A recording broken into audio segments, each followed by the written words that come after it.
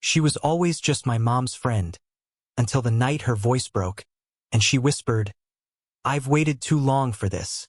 I'd known her for years. At least I thought I had.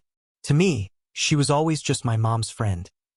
The one who came around for family dinners, birthdays, and those weekends when the house filled with voices and laughter. She was warm, charming, easy to talk to, but always at a distance. A figure in the background of my life. But that night, something shifted.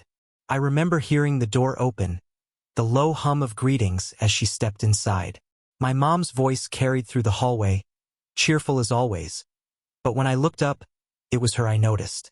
She moved into the living room with a grace that slowed everything down, as if she wasn't just entering the house, but changing the air itself. She wore a simple dress, nothing extravagant, nothing meant to draw attention. And yet it did. Not because of the cut or color, but because of the way she carried herself. Her confidence wasn't loud. It was quiet, understated, the kind that made you notice without her asking you to. For the first time, I found myself noticing details. The way her hair caught the light when she leaned toward my mom, laughing at something I didn't hear. The faint trace of perfume that drifted into the room as she set down a bottle of wine on the table. The curve of her smile, just slightly different than I remembered, softer, almost secret. I tried not to stare. After all, she wasn't here for me. But the awareness kept tugging at me, pulling me back toward her every time I looked away. Later, as we all gathered around the table, the room filled with conversation. My mom talking animatedly, others chiming in, but it was her voice I kept tuning into. There was something about the way she said my name, something about the small pauses in her sentences when she turned her eyes toward me. Halfway through dinner, her hand brushed against mine as she reached for the serving bowl. Just a casual touch, accidental even. But it wasn't casual to me. My skin tingled where her fingers had grazed, and I found myself frozen for a moment, trying to mask the reaction. She smiled politely, as though nothing had happened, and yet I swore there was something in her eyes, something that lingered a fraction longer than it should have. The rest of the evening, I caught myself listening for her laugh, watching the way she leaned back in her chair, graceful without effort. And I realized something unsettling. She wasn't just my mom's friend anymore. There was a shift in the air that night, a kind of awareness I couldn't explain but couldn't ignore. For the first time, I saw her not as part of the background, but as someone standing very much in the foreground of my thoughts. And in that realization came the quiet spark of something I couldn't yet name. The night carried on like any other gathering at my mom's house. Laughter spilling through the kitchen, the low hum of conversations weaving together, plates clinking faintly in the sink. But no matter how many people were in the room, my attention kept circling back to her. She was across the living room now, seated near the window where the soft lamplight brushed her profile in warm gold. She wasn't doing anything special, just listening to someone's story. But every so often, I caught her glance shifting toward me. Quick, almost careful, yet unmistakable. It was strange, how two people can exist in the same crowded room, speaking to others, yet carry an invisible line of awareness only between them. I tried to shake it off. I told myself it was nothing. Maybe I was just imagining it, reading too much into the way her gaze lingered, or how her lips curved into the faintest smile when our eyes met across the space. But then it would happen again, our eyes locking for a beat too long before she looked away, her fingers absent-mindedly tracing the rim of her glass as though her thoughts had wandered somewhere else, somewhere they shouldn't. At the dining table, it became harder to ignore. I sat beside her motherly friend, the safe choice, I thought, yet fate had other plans. As she slid into the chair next to me, her knee brushed against mine under the table. Just a simple touch, easy to dismiss. Except she didn't move it right away. And even when she did, I could still feel the warmth, as though the contact had branded my skin. I glanced at her, half expecting her to be flustered, but she carried on with the conversation as if nothing had happened. Only her eyes betrayed her, bright, restless, unwilling to meet mine for more than a second at a time. The conversations around us swirled with casual cheer. People talking about work, about the latest movie, about travel plans. Yet every word she spoke to me carried a weight I couldn't explain. Even the smallest things, a laugh, a question, a compliment about the dish I'd made, sounded different coming from her. Too soft, too deliberate. It wasn't just attraction I was feeling. It was recognition. Recognition that she felt it too. And that was the part that made me restless. Because nothing had been said, no words, no confessions, no promises. Just looks, just touches, just silences that meant far too much. And those silences were louder than anything else in the room. I caught myself wondering what she was thinking. Did she realize I noticed?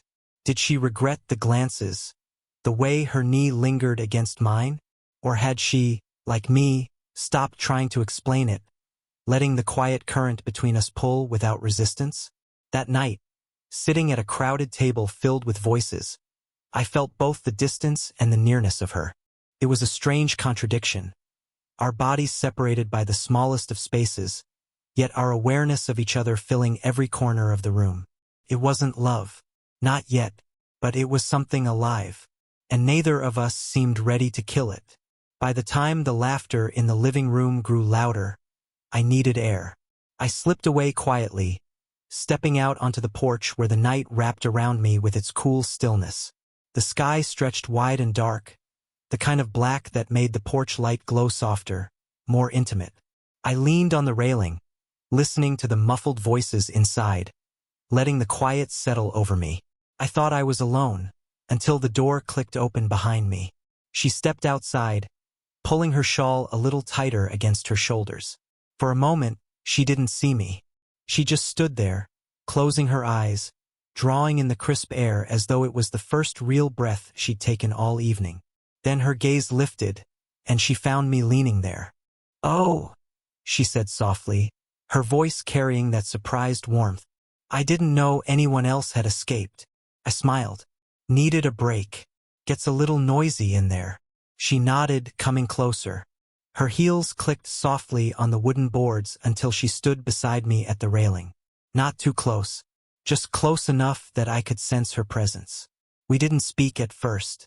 The night had its own silence that didn't beg to be broken. I glanced at her from the corner of my eye. The porch light painted her face in warm edges, softening the lines of her expression. She looked thoughtful, almost tired. "You always seem so steady," I said finally, surprising even myself. "Like nothing really gets to you." She let out a quiet laugh. Not mocking, but sad in its honesty. "Steady," she repeated. "That's what people see. But the truth is, sometimes I feel out of place.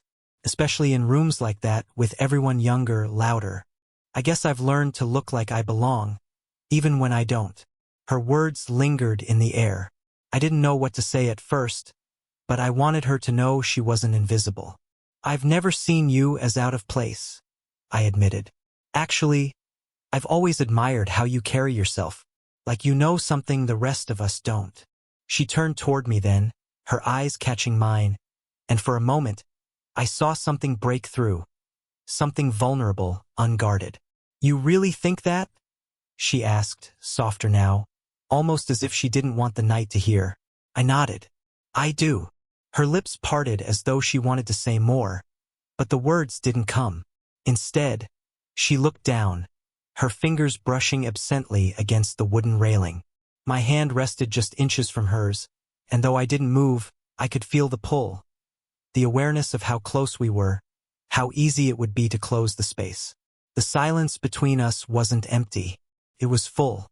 Full of everything unsaid. Full of all the things we were too careful to give voice to. And standing there on that porch, I realized I wanted the silence to last. Because within it, I felt her more clearly than I ever had in words. The quiet on the porch deepened, stretching into something almost unbearable. She stood so close I could feel the warmth of her presence. And yet there was a distance in her posture, a carefulness in the way her arms folded loosely across her chest.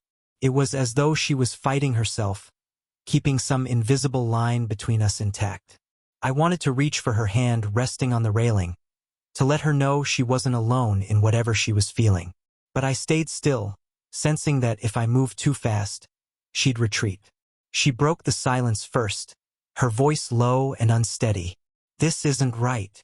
The words hung in the air, sharp against the softness of the night.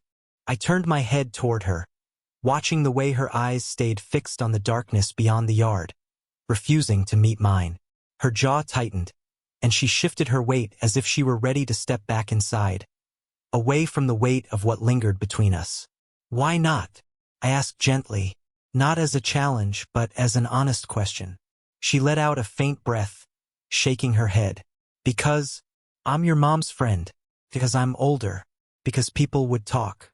Because—" She cut herself off, pressing her lips together. The excuses sounded rehearsed, like she'd told them to herself many times before. But her tone betrayed her. It wasn't conviction, it was fear. I stayed quiet, not pushing, not arguing. I wanted her to know she was safe to wrestle with her doubts without me demanding an answer. Her fingers brushed her hair back from her face, trembling just slightly in the motion. She finally turned toward me, and when her eyes met mine, I saw the conflict written in them. There was longing there, unguarded and undeniable, but also hesitation, a hesitation heavy enough to pull her back each time she leaned closer. I felt the air shift when she moved ever so slightly toward me. It wasn't much, just a step, just the faintest reach of her body into mine, but it was enough to make my pulse race. My hand twitched, almost rising to close the gap, but she caught herself, retreating just as quickly as she'd come. Her breath caught in her throat. "I can't," she whispered, as though saying it to herself, not to me. I swallowed, forcing my voice to stay steady. "I'm not asking you to." She blinked, surprised by the softness of my words. And in that moment the tension thickened, not because of what we did, but because of what we held back. My restraint wasn't rejection. It was permission for her to feel, to wrestle, to decide. The silence stretched again, but this time it was alive, fragile as glass. Her eyes lingered on me a second longer. Her lips parted as though she wanted to say something but couldn't. Then she turned away, exhaling a shaky breath, gripping the railing like it was the only thing keeping her grounded. I didn't touch her. I didn't step closer. But my stillness told her everything. That I wasn't leaving, that I wasn't afraid of the weight of her hesitation. And somehow that said more than any words could. The night felt heavier after her words. "I can't." They echoed in my chest even as silence returned to the porch. I could hear the faint laughter spilling from the house, muffled by the walls, a reminder that life inside was still simple, untroubled. Out here, though, the air had changed. She stood with her arms wrapped around herself, eyes downcast, as if wrestling a storm I couldn't see. Her strength, the composure I'd always known her for, looked fragile in that moment. And I realized she wasn't steady at all. She was breaking, quietly, carefully, so no one else could notice. "I shouldn't be out here with you," she murmured finally. Her voice trembled in a way that didn't match the words. She wasn't scolding herself. She was confessing. I shifted closer, careful not to crowd her, just enough that she could feel I was listening. "Then why are you?" I asked softly. Her head lifted at that, and her eyes finally met mine. They were shining in the porch light, caught between defiance and surrender. She opened her mouth, closed it again, then exhaled a sharp breath like someone tearing away a bandage. "Because," she whispered, her voice breaking, "I've waited too long for this." The words stunned me. They weren't practiced. They weren't careful. They slipped out like something she'd been holding back for years, something too heavy to keep inside any longer. My chest tightened, but I stayed silent, letting her fill the quiet. She gripped the railing harder, as though she needed something solid to hold on to. "I told myself it was nothing," she continued, her voice low, hurried now, like a confession she couldn't stop. "Every time I looked at you, every time I caught myself feeling something I shouldn't, I buried it. I told myself I was being foolish, that it would pass. But it never did. And now, here you are, and I—" She stopped herself, swallowing hard. "I can't keep pretending anymore." The vulnerability in her words left me motionless. I'd never seen her like this. Not polished, not composed, but raw. Human. I didn't rush to speak. Instead, I reached slowly for her hand. She didn't pull away. Her fingers trembled as they slid into mine, hesitant but seeking. The warmth of her touch was small, almost fragile, but it was real. "I don't know what happens next," she admitted. "I don't even know if I should let this exist. But if I don't say it now, I'll regret it for the rest of my life." Her eyes held mine, searching, almost bracing for rejection. I squeezed her hand gently, grounding her. "You don't have to know what happens next," I said quietly. "It's enough that you said it." She closed her eyes at that, relief flooding her features as though the weight of years had finally loosened. And for the first time, she didn't look like my mom's friend. She looked like a woman who had been waiting, hoping, and finally, allowing herself to be seen. Her confession still lingered in the air between us, trembling, fragile, but alive. "I've waited too long for this." It echoed in my chest, softer than a shout but heavier than any silence. She had finally said the words she had carried for years, and now they sat with us like a secret only the night was allowed to hear. Her hand was still in mine, delicate and hesitant, as though she was waiting for me to let go. But I didn't. I held it carefully, not tight, just enough to tell her she wasn't alone in what she'd confessed. Her fingers were warm against my palm, trembling faintly, but she didn't pull away. For a long moment, neither of us spoke. The night air carried a chill, but where our skin touched, there was warmth that spread slowly, steadily, until it felt like it had filled the space between us. I raised my other hand slowly, giving her time to stop me if she wanted. She didn't. Instead, her breath caught when my fingers brushed against her cheek. Her skin was soft, cool from the night air, and I felt her lean into my touch ever so slightly, as though the simple act of being touched like this was something she had missed. Her eyes fluttered closed, not in retreat, but in surrender. I could feel the quiet shiver that ran through her as I tucked a strand of hair gently behind her ear. My thumb lingered against her cheekbone, and she exhaled, a soft, shaky breath that spoke of years of restraint finally loosening. When she opened her eyes again, they were different, softer, wide, searching, and uncertain, yet filled with something unspoken that didn't need words. I stepped closer, slowly, giving her every chance to pull away. She didn't. Instead, she tilted her head, her forehead brushing lightly against mine. That simple contact sent a current through me stronger than any kiss could have. It was intimate in a way that felt pure, unhurried, and utterly human. Finally, she moved, closing the last inch between us, resting against me. I wrapped my arms around her gently, and she let herself fold into the embrace.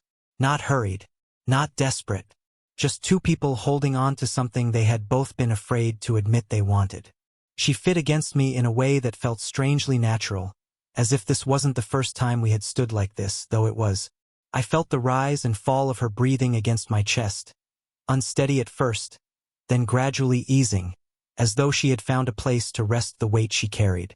Neither of us spoke. There were no words that could match the meaning of that first touch. It wasn't a declaration. It wasn't a promise.